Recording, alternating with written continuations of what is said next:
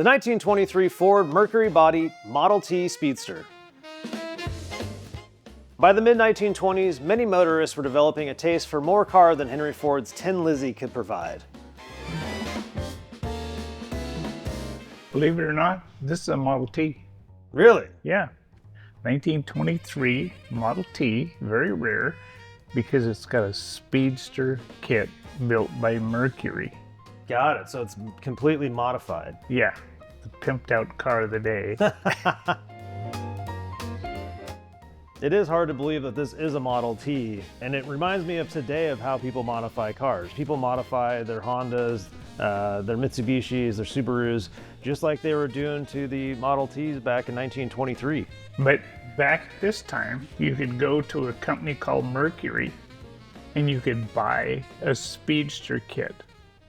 Mercury built a total of 1,600 of these kits. Got it. This is serial number 1532. So right at the end of it. But it came with the body, modified suspension for the front and the rear, had fenders for the wheels. All of a sudden you had a sports car. And I would assume it made the car quite a bit lighter. A lot lighter, a lot faster. This one had modifications to the engine, so it's a little bit more power. So this thing's souped up. Yeah. And this car actually ran the Great Race coast to coast twice. Whoa, that doesn't look normal. What's going on here? Well, it's got a lot of modifications on it. Instead of a flathead Model T, it's got overhead valve on it. It's got an overhead system on it, built by Rajo. Rajo. And normally it would just have a flathead that would end about here. And so now they've got the overhead valve system in here.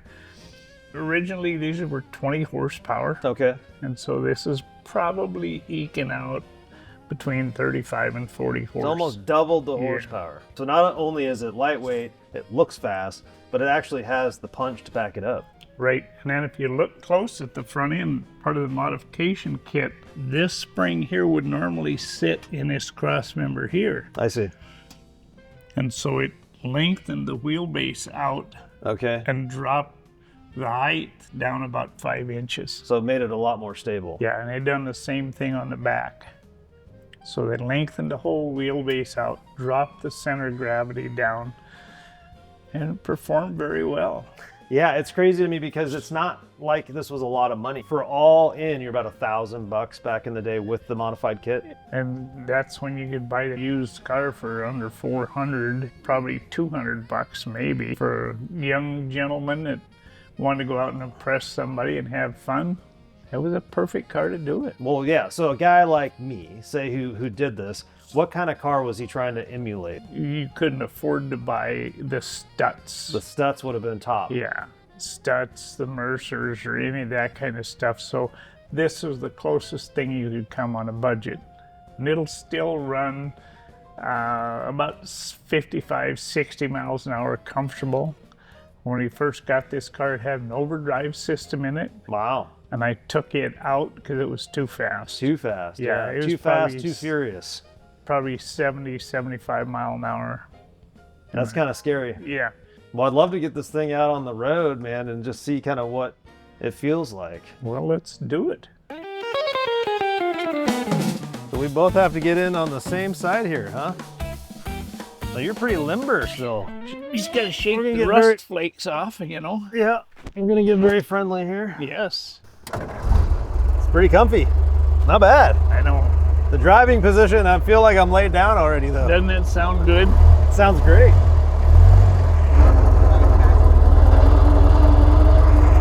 You think about today, you know, they want those boom boxes and stuff, you know, that they use today to make lots of noise. Sure. You'd have to be sitting here playing a banjo. A banjo, yeah. Well, why would you need noise if you got this exhaust note, man? This thing sounds pretty. It runs good though. Yeah.